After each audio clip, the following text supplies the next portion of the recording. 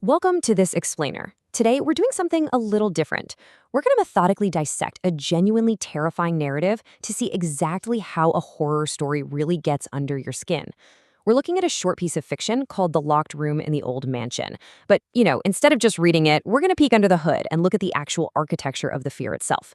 We'll dive into how the author uses setting, sudden sensory shifts, and even modern tech to systematically build up suspense.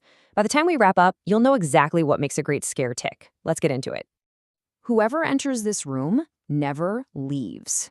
So this chilling warning, it's the literal and thematic heart of the whole story. It instantly sets this incredibly eerie vibe and hooks us right into the mystery.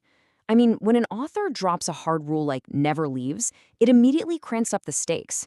As a reader, you instantly know, okay, this isn't just your standard spooky house, it's a trap. And they're telling us right up front. It totally focuses our attention and kind of preps our brains for the inevitable fallout when someone, inevitably, breaks that rule. All right, Section 1, The Abandoned Mansion's Curse, the setup. This is where the foundation of the narrative gets laid out, setting up both that dark, creepy setting and the initial and fateful motivation of our characters. We have a timeline mapping the exact progression of events. Notice how incredibly compressed this is? It kicks off with a classic late-night dare at 11 p.m. when they arrive. Literally just minutes later, they're unlocking the room. Moments after that, a desperate run for their lives, and boom, by the very next morning, the villagers make their grim discovery. We're going to follow this exact chronological path to break down the anatomy of the scare. The pacing here is just so intentional. The author doesn't waste any time meandering around. The horror escalates at absolute breakneck speed, giving us zero time to catch our breath. Okay, let's look at the initial elements of the dare. We've got a classic horror trope set up here. 11 p.m. on the village outskirts, a totally abandoned mansion with a deadly rumor attached to it, and 4 friends dead set on proving that rumor wrong. But what's really fascinating here is that last point. They brought flashlights and a camera. Introducing the camera is absolutely crucial. It seems like a totally throwaway detail at first, right? But actually scratch that. It's the exact instrument that transforms a standard folklore dare into a deeply modern psychological nightmare. It takes the story from something you just hear rumors about to something that can literally be documented and seen. Moving on to Section 2, Unlocking the Dusty Room, the Catalyst. The exact moment they physically breach that locked room on the first floor, boom, the environmental horror is instantly activated. A freezing gust of wind rushed past them. The second that door creaks open, the narrative totally shifts its sensory details. Suddenly, it's not just about what they can see in the beam of their flashlights, it's about what they physically feel. The author basically attacks the characters, and, well, us as the audience, with this sudden visceral temperature drop. That shock of cold is a literal crossing of a threshold. They aren't just looking at a spooky room anymore. They've actively invited the environment to interact with them.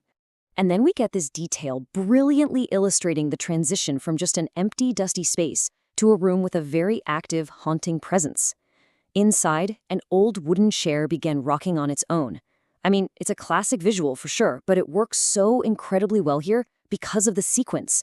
First, you get hit with that physical chill, and then you get the visual confirmation of this unseen energy. It proves the room isn't just abandoned, it is occupied. And this perfectly sets the stage for them to find that terrifying written message on the wall we looked at earlier. The trap is officially sprung. Which brings us to Section 3, the chase down the hallway, the escalation.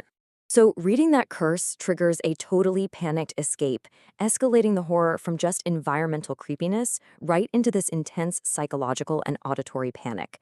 Look at how the author rapidly paces this. Step 1, the characters are frantically booking it toward the exit.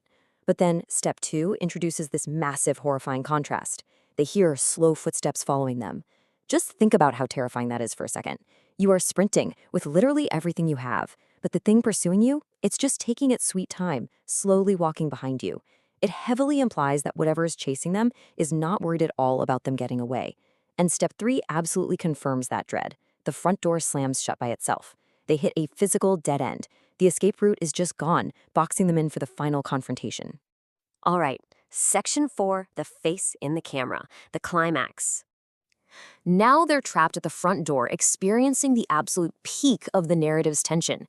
This is where the horror makes a massive leap from just auditory hallucinations into a seriously chilling technological reveal.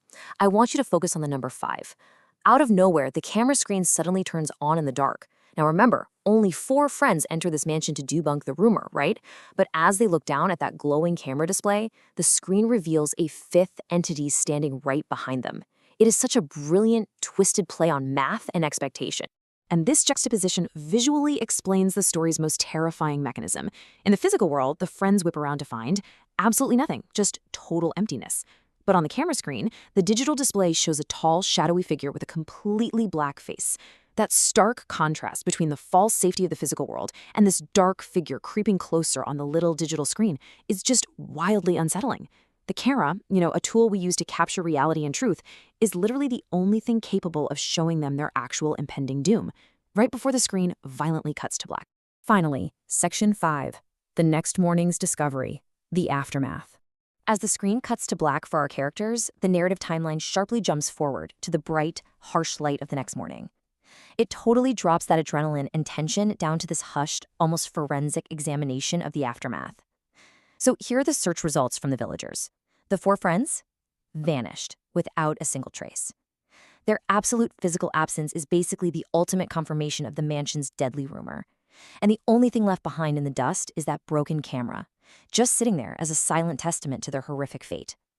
All their modern technology, their flashlights, their supposed courage, none of it mattered in the end. But wait, the story doesn't just end with a simple disappearance. The final piece of evidence is the broken camera's last recording, which just contains a single solitary whisper. "You're next."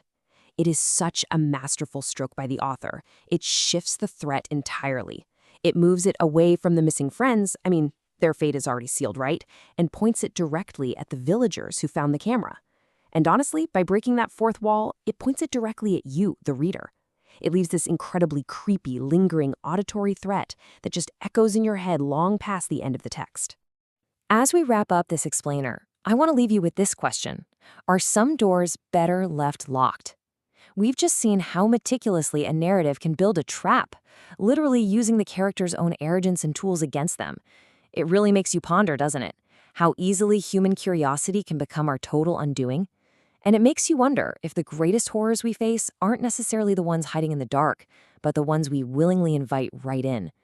Thanks so much for joining me today to dissect this fascinating anatomy of a scare.